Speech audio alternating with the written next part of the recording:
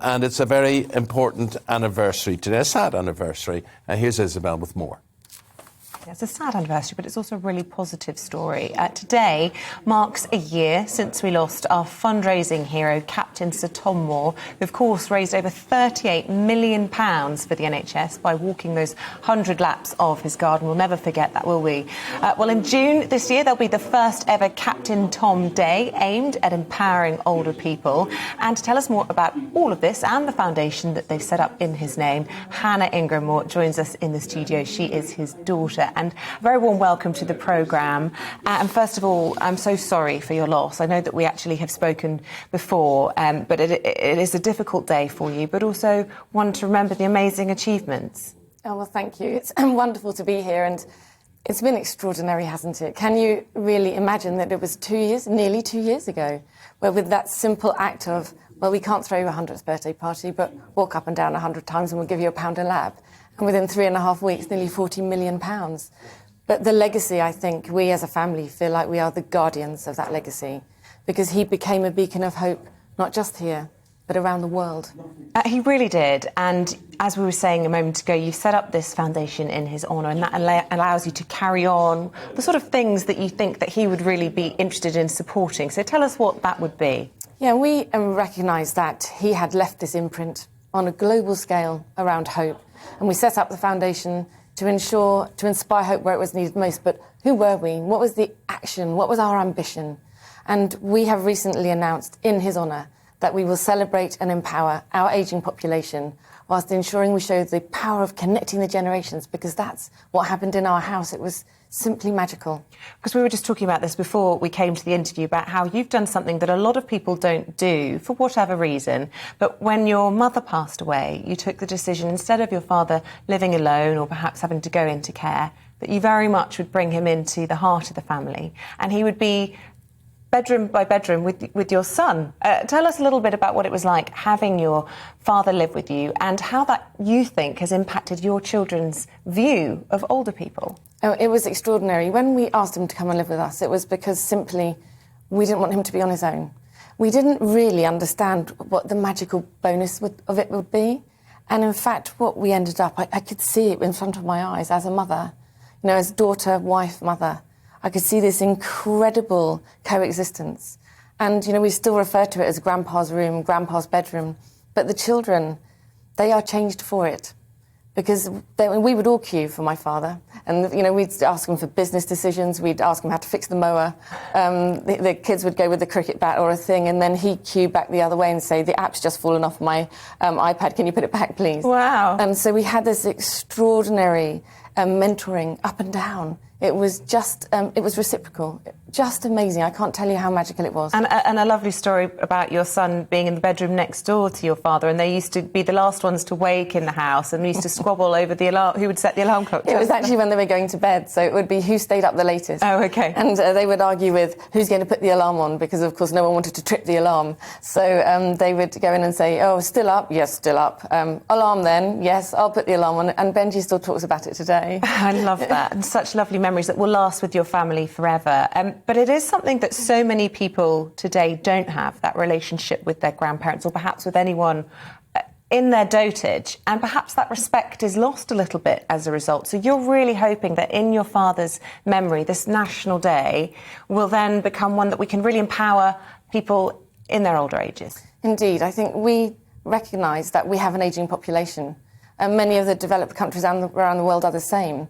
But somehow, because we live this nuclear family life, we've lost that interconnectivity. But we want to show the wit and the wisdom and the power of that ageing population, bring them back into society. Many are lonely and isolated, but many of our youth are lonely and isolated too. Imagine if we can show the power of that interconnectivity using the wit and the wisdom of our ageing population. It would be extraordinary. Do you think that your dad lived as long as he did because he had that access to younger generations? I honestly do. I think when he was widowed at 86, he felt that he'd become invisible to the world. He said to me, Hannah, I've become invisible to the world. But now, since I've lived with you, I've got my visibility back. I'm sure that having had your dad so close to you in his last few years has made the grief a little bit harder. And there are times you talked about how you consulted him for everything. Do you still do that? You look to ask him and wish you could ask him for advice and guidance? All the time.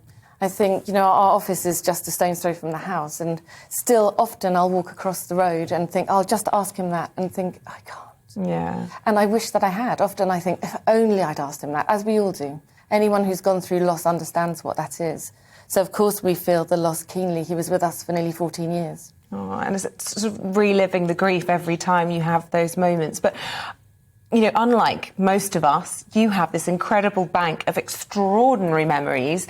What's the proudest one? I mean, so many to choose from. I mean, can't overstate how incredible that amount of money was at a time of national crisis. That money was so badly needed. We were setting up Nightingale hospitals, whatever else it was. £38 million, huge. Is that your proudest memory, or was it seeing that influx of birthday cards for his birthday, which filled a whole hall, or of course, the honour from the Queen?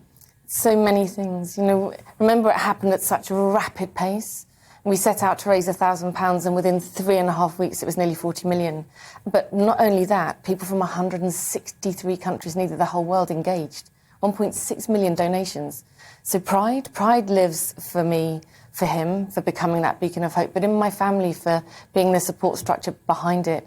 But of course, there is only one moment of all the moments for him, and that was meeting the Queen.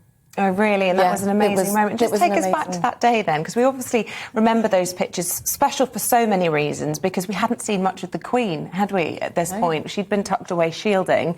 It was gorgeous hot weather, but we were all, as a nation, sort of enjoying the hot weather, but also fearful of this virus. And there was your dad, having become this national hero. I mean, just talk us through that day in Windsor. It was just amazing. And we got in the car to go, and I said to him, "Are you nervous?" And he went, "No, not at all. I'm looking forward to meeting her." And we drove down, and of course it was still semi-lockdown, right? It was the first time she'd come out.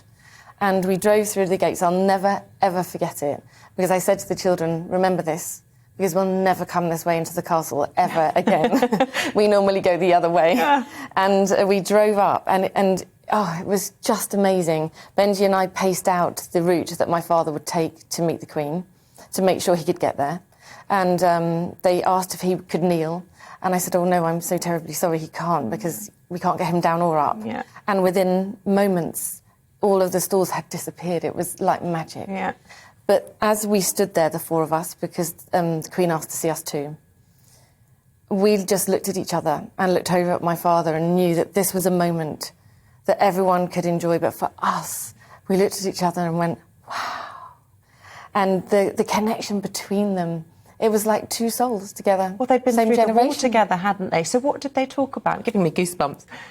Well, I heard it, but he said he'd never repeat it, so I won't. Oh. But I will say that he had said it to the press. I hope she's not too heavy-handed with the sword. And clearly someone had made sure she knew that, because she leaned over and said, "Don't worry, I'll be quite gentle." She's done it a few times. Hasn't she?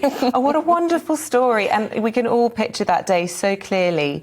And unfortunately, because, he became the poster boy for COVID, but it was actually COVID that got him in the end. Just tell us a little bit about, because, of course, today, a hard day for you as a family.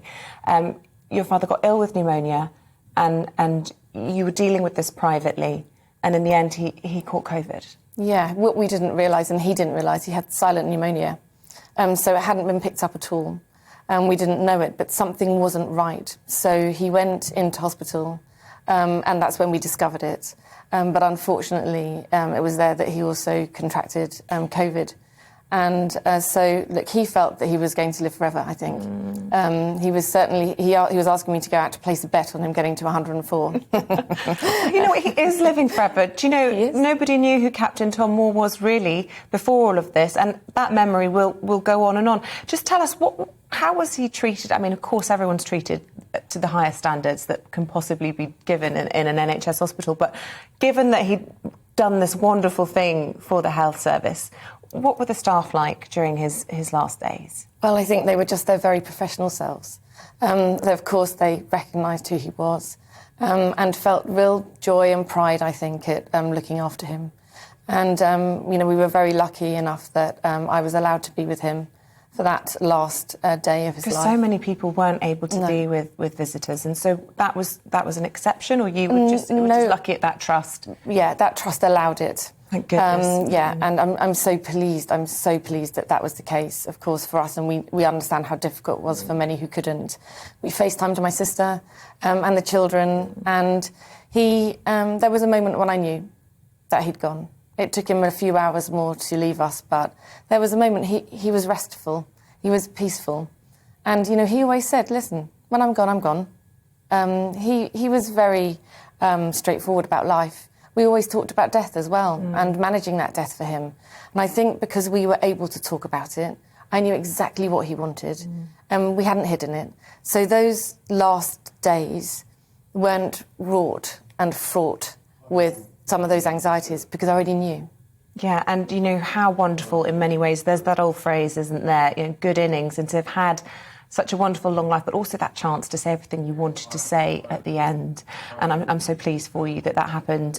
Just lastly, because you talked about the foundation and supporting the causes that were close to his heart. What is it in particular that, you know, he wanted for you to be doing with that, do you think? I think, you know, he was so proud of having a charity in his name. He couldn't quite believe it. And as we celebrate our ageing population, supporting communities that empower our ageing population and empower that connectivity, imagine if he was sitting here now. He would simply be thrilled that we will be looking at community projects and charities to support that ambition.